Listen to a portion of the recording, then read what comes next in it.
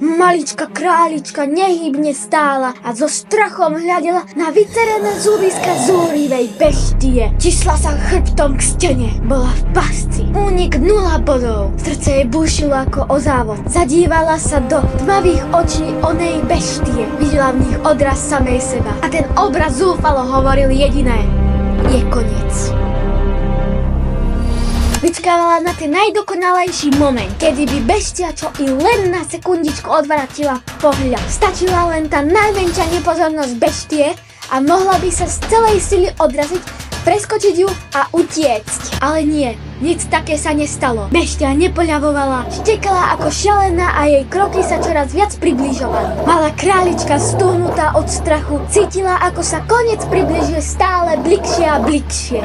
Chceš vedieť, či tá malá nevinná biela králička vôbec mala šancu prežiť? Tak to sleduj video až do konca, lebo toto je fakt napínavé. Ahoj, ja som Eli, vítaj na mojom kanáli Elizo. Priprav sa na príbeh plný zvratov a poďme späť do deja. Astor k nohe! Ozval sa nezvyčajne chrapľavý až nepríjemne ostrý ženský hlas. Nebol ani blízko, ani ďaleko, no stačilo to na to, aby rozkaz preťal napätie vo vzduchu. Zúrivá beštia okamžite zastavila. Tie obrovské oslintané zubiska zmizli v papuli a čukel, po ktorom jeho majiteľka nikdy nezbiera hovienka, sa len otočil ku králičke zadkom a zmizol preč. Králička zostala stále skúlená pri studenej stene bytového domu. Celá sa triasla. V hlave jej rezonovali slová jej tatka králika. Nevzdialuj sa od nory. Vonku je to nebezpečné, stratíš sa. Teraz už chápala vážnosť jeho slov. Mal pravdu! Úplnú pravdu! Povzdychla si potichu a snažila sa nabrať odvahu postaviť sa a pokračovať ďalej. Beštia, ktorá sa teraz v diaľke javila ako úplne nevinný a hravý psík, už pre malú bielu králičku nepredstavovala žiadnu hrozbu. Napriek tomu sa však stále triasla, keď sa pokúšala nájsť cestu domov. Ale márne. Spleť nekonečných pachov z parku pre psíčkarov úplne zmiatla jej citlivý nožtek. Jej vlastné pachové stopy zmizli kdesi pod náporom vôni a zápachov, ktoré ju obklopovali. Králička tak blúdila bezradne od jedného krika k druhému, od druhého k tretiemu a od tretieho ešte ďalej.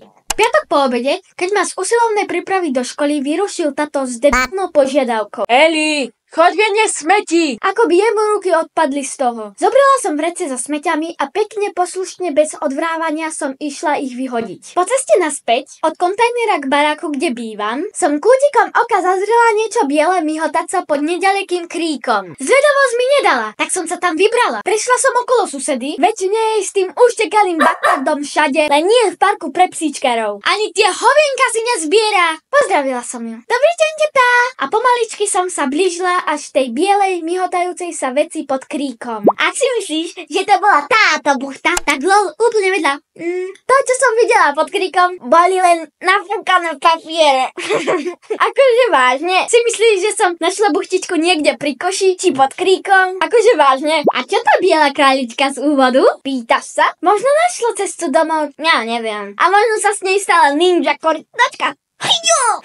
Ak to chceš naozaj vedieť, daj like a ja podľa záujmu pripravím pokračovanie o králičke z úvodu. Moja buchtička sa u nás javila úplne inak. Mala som narodky a ja som chcela koňa. Táto, kúpiš mi koňa? Táto, kúp mi koňa. Nie, Miloško, žiaden koňa si nekúpim. Nie, Eli, žiaden koňa si nekúpim. A kúpil mi králika? Buchtičku. A tak som chcela aj iPhone. A on mi kúpi Samsung. Ak chceš, aby som vymyslela ďalšiu inú storku a natočila ju, napríklad aj pokračovanie o bielej králičke spred baráku, daj like, odber a ja už končím. Čau.